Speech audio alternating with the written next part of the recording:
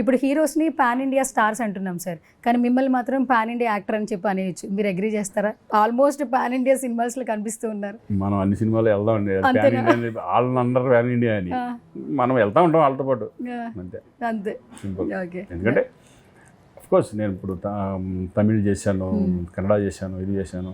ఇప్పుడు నేను అక్కడ వెళ్తే నన్ను గుర్తుపడతారు, గుర్తుపడితేనే చాలు కదా అనే ఫీలింగ్ ఉంటుంది. అంతే. ఇప్పుడు నిన్ను మొన్న నేపాల్ ఇవన్నీ వెళ్ళాం. నేపాల్ వెళ్ళినప్పుడు అక్కడ వాళ్ళు అందరూ గుర్తుపడుతున్నారు, ఎందుకంటే వాళ్ళ సినిమా ఇప్పుడు అక్కడ సినిమాలు ఎవరైతే చూస్తారు, వీళ్ళే చూస్తున్నారు.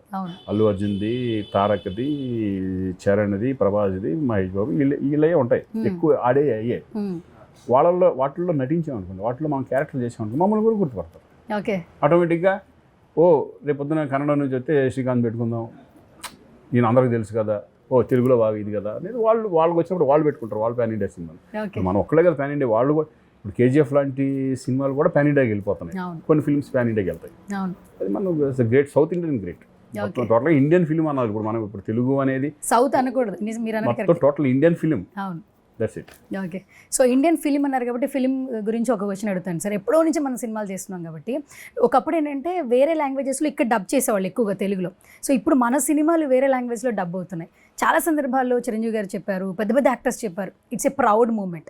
అంటే నేను ఫిలిం ఇండస్ట్రీలో వర్క్ చేస్తున్నాను, నేను ప్రౌడ్గా కాలర్ ఎగరేసుకుని ఉండే సిచ్యువేషన్స్ రైట్లో వచ్చినందుకు మేము చాలా హ్యాపీగా ఫీల్ అవుతున్నాం అన్నారు.